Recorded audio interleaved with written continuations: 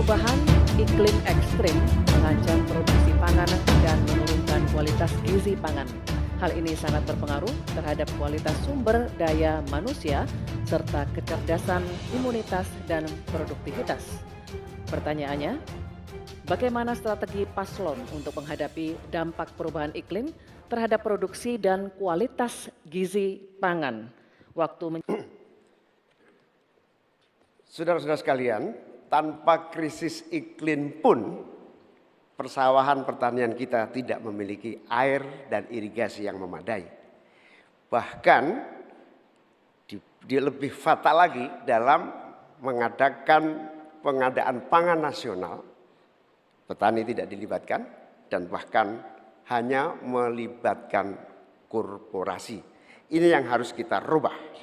Kita ingin melihat bahwa potensi petani dan seluruh produk-produknya masih sangat luar biasa. Mulai dari pengadaan lahan yang memadai.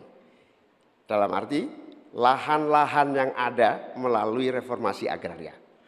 Reforma agraria menjadi prinsipnya. Yang kedua, petani kita harus kita beri pupuk yang cukup dengan harga yang terjangkau. Bahkan banyak petani punya duit sebetulnya tapi pupuknya tidak ada. Bagaimana mungkin? Yang kedua, potensi pupuk organik juga menjadi salah satu bagian penting agar produksi pertanian kita semakin berkualitas. Di sisi yang lain kita ingin program perlindungan gagal tanam gara-gara iklim juga kita berikan supaya petani kita aman, merasa aman dan yakin dengan produksinya. Pengembangan irigasi dan subsidi pupuk tidak bisa dielakkan. Tidak boleh kita melakukan pembiaran petani kita sehingga kita kekurangan pangan, petani kita tidak diberi kesempatan untuk mengisi kekurangan pangan itu. Kualitas pangan kita bergantung juga kemampuan kita memfasilitasi agar petani kita lebih produktif lagi. Dengan cara ini desa-desa kita libatkan untuk menjadi bagian dari satu kesatuan pengadaan pangan yang berkualitas, sekaligus kita hentikan untuk ketergantungan dari pangan di luar produksi kita sendiri.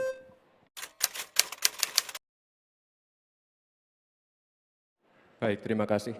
Enak banget ya Gus ya, jawabnya sambil baca catatan tadi. Kuncinya di sini adalah ekstensifikasi dan intensifikasi lahan. Kemarin, tahun lalu kita sudah bangun pabrik pupuk di Fak-Fak. Kuncinya untuk meningkatkan produktivitas, ya kita harus genjot kawasan industri pupuk. Kita dekatkan pupuknya dengan lahan-lahan pertaniannya. Kuncinya pupuk, dan pupuk harus didekatkan dengan lahan-lahan pertanian. Otomatis produktivitas akan meningkat. Dan jangan lupa mekanisasi. Kita ingin meningkatkan produktivitas para petani, pakai RMU, pakai combine harvester, dan juga kita melibatkan generasi muda melalui smart farming. Pakai IoT untuk melihat pH tanah, keasaman tanah, kesuburan tanah, dan juga penggunaan drone untuk penyemprotan pestisida. Terima kasih. Kan masalahnya itu, salah satu yang sering kita dengar, lahan berkurang, petani berkurang. Orang desa tidak mau lagi menjadi petani karena justru rugi. Terkadang kalau mau ingin mendapat pupuk bersubsidi dipersulit bukan main dan harus beli ke tengkulak. Nah di sini problemnya sebenarnya bagaimana penegakan aturan-aturan itu. Kami di Jawa Tengah itu pernah punya program di mana Pak Ganjar waktu jadi gubernur waktu itu membuat 29 badan usaha milik petani yang itu efektif untuk membantu petani saling menolong menggarap tanahnya sehingga dia kerasan di desa.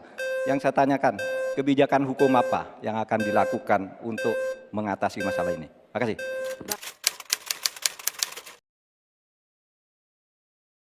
Pak Gibran, yang Anda sampaikan hanya mengulang apa yang saya sampaikan. Saya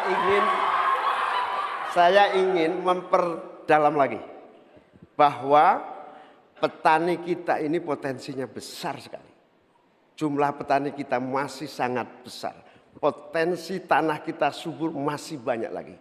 Di sisi yang lain, kita juga memiliki apa yang disebut kebutuhan pangan kita, juga pasar yang luar biasa.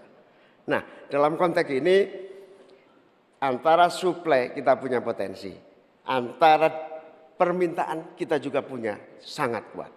Oleh karena itu, pemerintah tidak boleh diam, turun tangan, jangan terlalu normatif mengatasi keadaan. Untuk Pak Mahfud, saya ingin menyampaikan bahwa seluruh perangkat undang-undang yang menyangkut perlindungan petani dan produksi kita sebetulnya lengkap. Tinggal implementasi saja dari seluruh proses hukum yang kita miliki. Kemauan politik, kesungguhan, tidak mengabaikan petani yang penting. Terima kasih.